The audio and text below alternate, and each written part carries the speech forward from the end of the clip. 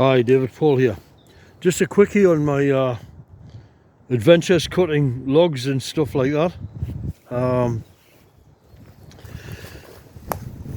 What I have here are a number of small trees that I've cut down. They're kind of like pest trees, really. In the UK, they're not even native. They're sycamore. So you would cut them, coppice them probably for firewood. But anyway, I'll cut these down. There's a slim one. This is within the range of something that I can readily pick up myself and carry out of here and put it onto my cart and take home. But they're getting too heavy after about this size. This is about 3.5 meters long, which will serve as a good component of the bench that I'm going to have for like a kitchen bench. So that's got to be machined down into one length of wood on the bench. So I'm going to need about 5 of them. There are others here. The last video I made, there's another one, another long one there. So if I split these, what I'm going to end up with is like 4. So I'm nearly at my 5 now. I just realised that I need more. I think I need more. I don't know. We'll find out. And then another slim one here.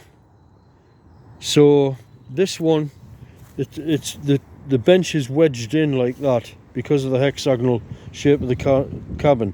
So this one here can be the shorter part, and these long ones will have to be at the forward part of the shelf. So I guess there's enough wood here to do that kitchen workbench. Now the very first one I started working on, which was intended to be used for a side to my bed, and I made a video on this, and I took the wood off on the back part there to assist with the drying, and I did some cutting. I cut the face of it and used an axe.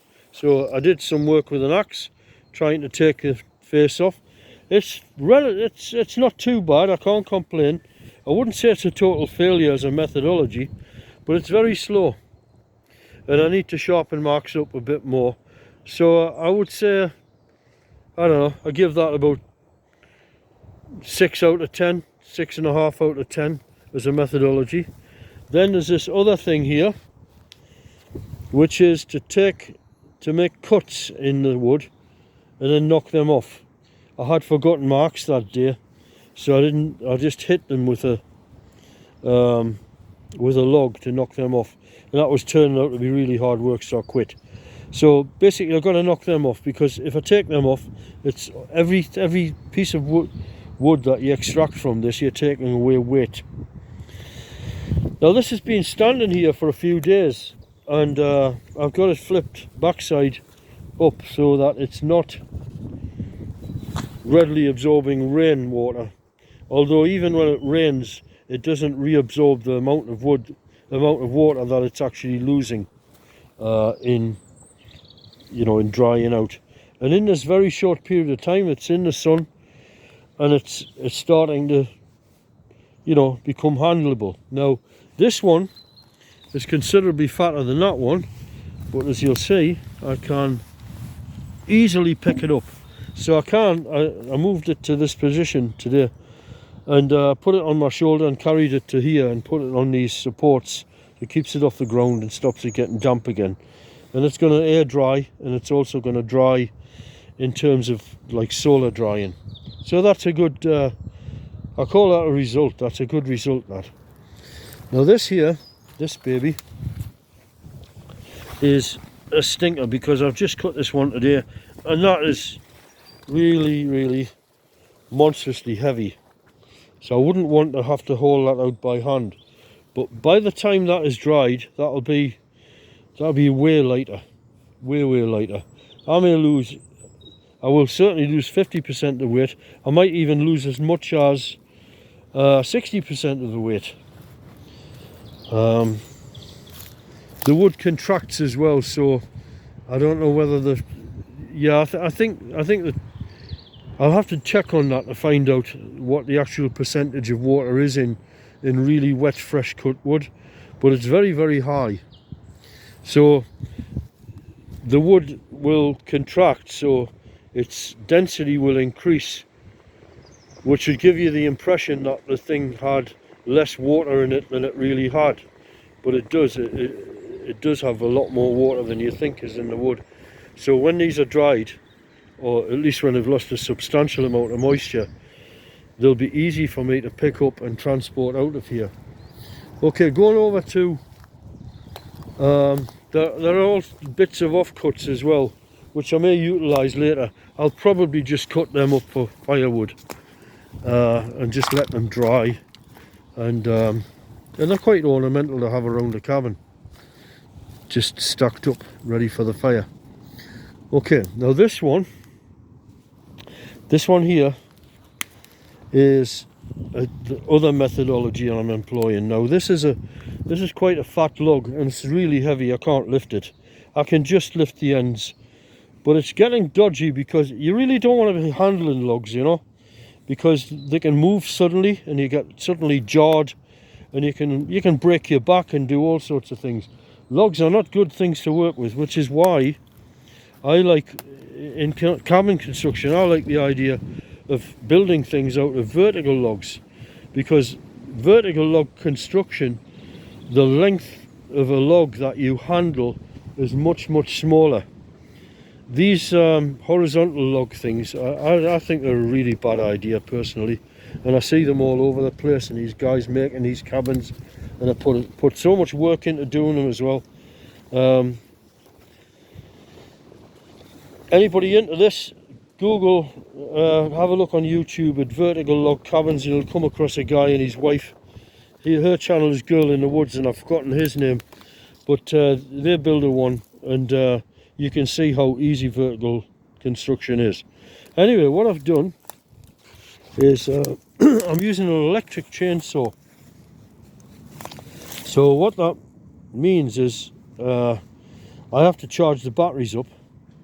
So each day I can pop down here, do a bit of cutting and flatten the battery.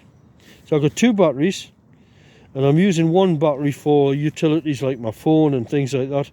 So I'm saying to myself, just flatten one battery. Okay, so what does that get me?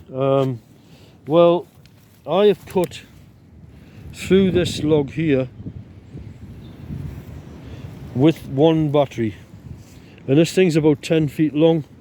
It's substantial wood. It's become my favourite wood, this thing. This and beech wood. I think this is a bit less boring than beech though. Beech is a very boring wood. Okay, so I'm in there about 1.5 inches, and to get the whole log through, that's going to take me about 6 cuts. So is that, I can't remember if that's 6 including the one. Let me see. There's about 1, 2, 3, 5 to 6 days of work there, or 5 to 6 batteries flattenings to get through that. No hurry. The fact that I cut the slit in is also assisting with the drying, and that's it. Now it cuts very well, and I found that if you have a shallow angle to the saw, you can cut through very easily that way, but it has the disadvantage of generating a lot of shivings like this, which are very, very long. And the problem with that is they go back round the back of the chain, and there's a little orifice at the back of the chainsaw where they start to build up, so you have to watch out for that. But that to me seems to be the best methodology, and it's also less brutal for the saw, because the steeper your angle, you're sawing across the ends of all of the grains. You're like cutting through grains, which is the hardest things to do. What you want to be doing is like cutting in a way where you're just severing between the planes of the wood rather than cutting across the grains, and that's a lot less brutal for the saw. So that's going to be my method. I did have a method where you cut from underneath and you're not chewing against the grain, because if you can imagine, if I'm putting a saw in here, I am tugging up against the fibres are like that, and or rather like that, and I'm chewing through these fibres. So to some extent I still am cutting across. It would be better if I was cutting in a way that was going across the fibres that way. But that, I tried that and I found that the ergonomics of the situation are really difficult. It's very difficult to do, but I can see an advantage to that. If you had this thing on a bench and at home, you could cut in that direction easily. But you know, even though it's an electric chainsaw and it's not that heavy, it's still quite heavy. I'll have to weigh it up against the chainsaw and see how heavy it is compared to a normal chainsaw. So anyway, that's it for today. Logs, and more logs. These logs here, these shorties, can be used for chair uprights or stools or something like that.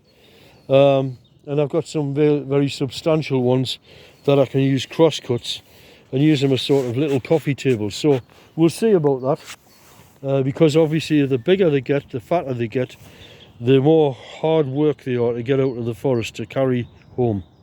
Okay, that's it. Atilago, makita tayo sa kana. Bye for now. Jesus be with you.